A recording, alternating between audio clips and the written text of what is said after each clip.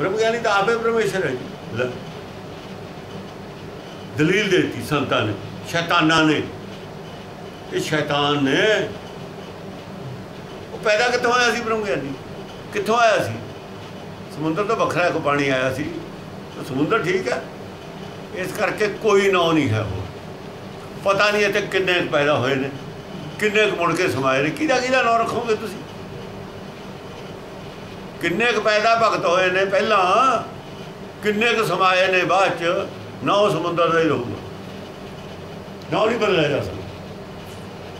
एक बूंद पैदा हुई, बूंद के उत्ते समुद्र का नाम बदल लगे ने। इदा नहीं होंदा, समुद्र समुद्र है। हाँ, समुद्र नूं साबित करो बूंद चो पैदा होया है, फिर बूंद बड़ी। तुसीं साबित करो भी आ बूंद ने समुद्र, नानक ने समुद्र पैदा किया, साबित करो। फिर असीं नानक का नाम मन लैंदे वड्डा। किवें असीं मन लीए नानक का नाम? किवें अपराध कर लीए असीं? गुरबाणी अपराध मनदी है। इन्हां गल्लां नूं तां गुरबाणी अपराध मनदी है। ये अपराध किवें कर लीए? हे अचुत, ये सब अपराधी ने।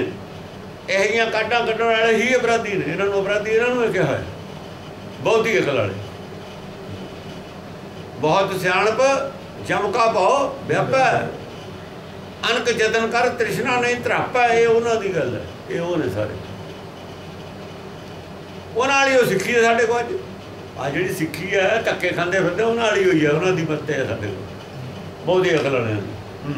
हे अच्युत, हे पार ब्रह्म अविनाशी अगनास। हे पार ब्रह्म, ब्रह्म तो अगे है तू। पार ब्रह्म है, ब्रह्म नूं पार करने वाला तू। जिन्ना ब्रह्म है पार करना है। तै भव सागर जो ब्रह्म नूं, वो ब्रह्म का नाम करिया कि जिन्हें पार करना ब्रह्म नूं, उहदा नाम वड्डा। जिन्हें ब्रह्म नूं भव सागर तराउणा है वो वड्डा है। जिहड़ा जहाज सी वो वड्डा, कि जहाज च बैठ के जिहड़ा पार होया भव सागर वो वड्डा। जिहड़ा गुर के पाने चलिया विच बोहत बैठा है। नानक तो किसी बोहत दे विच बैठे है, वो बोहत वड्डा, नानक वड्डा। मत मारी हुई है जिहदी, जिहदी मत मारी हुई है, कुछ भी कह दे। अविनाशी अगनास। अविनाशी, अविनाशी है।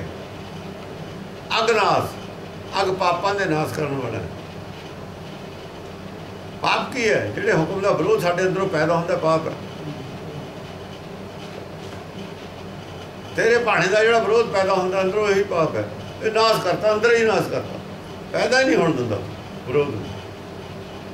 हे पूर्ण, हे सर्वमय दुख भंजन गुणदास। हे पूर्ण, तू पूर्ण, सानू पूरा करना। असीं अपूर्ण, असीं तां पहले ही अपूर्ण आ, पूरा तू करने वाला है। हे सर्वमय, हे सर्वमय, सारिਆਂ ਦੇ ਵਿੱਚ है।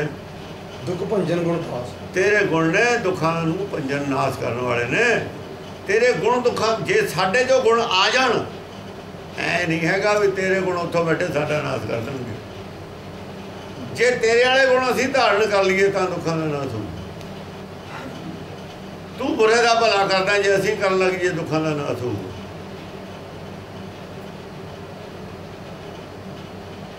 तू सब, तेरा कोई बैरी नहीं, कोई बगाना नहीं तेरे वास्ते। जे असीं बैरी बगाना ना समझिए किसी नूं, तेरे वर्गा सुभाव हो जाए, दुखों का नाश हो जाए। दुख क्यों ने? साडे च औगण ने। औगणां नूं मारन वास्ते दुख ने। असीं महसूस करिए भी मैनूं दुख क्यों है, दुख का कारण की। दुख का कारण जब पता लगू औगण ने, फिर वो गुण छड्ड दांगे। दुख का कुछ कारण है, औगण ने। औगण तां छड्डांगे जे दुख के कारण का पता लगू। यानी दुख तां मिटाउणे ने, परमानेंट नहीं मिटाउणे ने। उन्हां दी जिहड़ी जड़ है वो गुण, औगणां चों दुख पैदा हुंदे।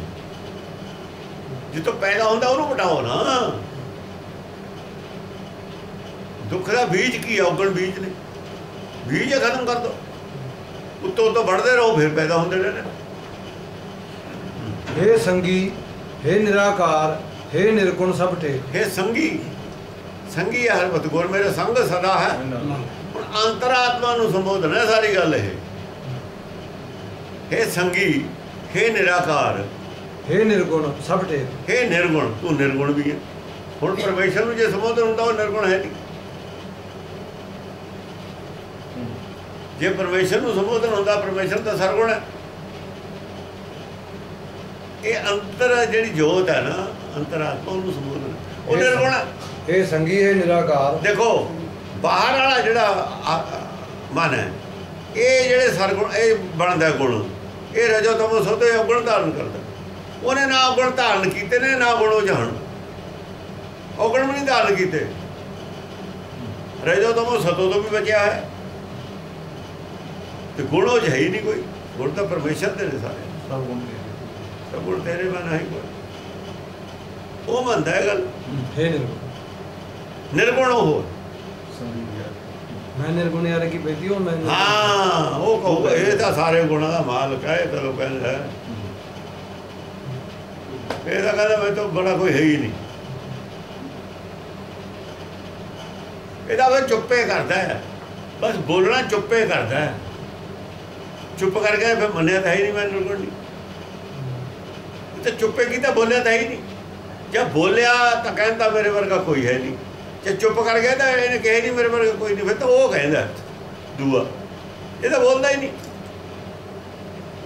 ਇਹ ਨਿਰਗੁਣ ਸਭ ਠੇਕ, ਉਹਦਾ ਦੋਹਾਂ ਦੀ ਮਾਫੀ ਉਹ ਮੰਗਦਾ ਫਿਰ, ਕਿਉਂਕਿ ਮਨ ਉਹਦਾ ਆਪਣੇ ਮਨ ਦੀ ਮਾਫੀ ਉਹ ਮੰਗਦਾ ਅੰਦਰ। ਇਹ ਨਿਰਗੁਣ ਸਭ ਠੇਕ, ਇਹ ਨਿਰਗੁਣ ਸਭ ਟੇਕ, ਸਭਨਾਂ ਦੀ ਟੇਕ ਹੈ ਤੂੰ, ਸਾਰਿਆਂ ਦੇ ਅੰਦਰ ਟੇਕ ਤੇਰੇ ਨਾਲ ਤੇਤੇ ਬਿਨਾਂ ਜੁੜੇ ਤੇ ਕਿਸੇ ਦਾ ਮਨ ਨਹੀਂ ਟੇਕ ਸਕਦਾ। ਅੰਤਰਾਤਮਾ ਨਾਲ ਜੁੜੇ ਸਭ ਵਾਸਤੇ ਟੇਕ ਤੂੰ ਹੀ ਹੈ। ਹੇ ਗੋਬਿੰਦ ਹੇ ਗੁਣ ਨਿਧਾਨ, ਜਾਕੈ ਸਦਾ ਵਿਵੇਕ। ਸਿਰਫ ਨਾਨਕ ਨੇ ਗੱਲ ਦੱਸੀ ਹੈ, ਸਿਰਫ ਭਗਤਾਂ ਨੇ ਗੱਲ ਦੱਸੀ ਹੈ ਵੀ ਭਾਈ ਟੇਕ ਸਭ ਦੇ ਅੰਦਰ ਹੈ। ਆਪ ਟੇਕ ਨਹੀਂ ਬਣੇ ਕਿਸੇ ਦੀ, ਆਪ ਤਾਂ ਨਹੀਂ ਬਣੇ। ਆਪਣੇ ਅੰਦਰਲੇ ਨੂੰ ਕਹਿ ਰਹੇ ਨੇ, ਜਾਂ ਅਸੀਂ ਪੜਾਂਗੇ ਅਸੀਂ ਆਪਣੇ ਅੰਦਰਲੇ ਨੂੰ ਕਹਿ ਰਹੇ। ਹੇ ਉਹ ਗੋਬਿੰਦ ਆਪਣੇ ਅੰਦਰ ਜੋ ਬਾਣੀ ਉਹਨਾਂ ਨੇ ਪੜ੍ਹੀ ਹੈ ਉਹੀ ਸਾਨੂੰ ਪੜ੍ਹਨ ਵਾਸਤੇ ਦੱਸੀ ਹੈ। ਜੋ ਦਵਾਈ ਖਾਧੀ ਉਹੀ ਖਾਣ ਵਾਸਤੇ ਦੱਸੀ ਹੈ। ਨਿਰਗੁਣ ਸਭ ਟੇਕ। ਹੇ ਗੋਬਿੰਦ ਹੇ ਗੁਣ ਨਿਧਾਨ, ਜਾਕੈ ਸਦਾ ਵਿਵੇਕ। ਹੇ ਗੋਬਿੰਦ, ਤੂੰ ਗੋਬਿੰਦ ਹੈ, ਤੂੰ ਗੁਣ ਨਿਧਾਨ, ਤੇਰੇ ਹਿਰਦੇ 'ਚ ਵਿਵੇਕ ਰਿਹਾ, ਤੈਂ ਹਮੇਸ਼ਾ ਹੀ ਮੈਨੂੰ ਉਲਟੀ ਪਾਸੇ ਤੇ ਬਚਾਇਆ ਹੀ।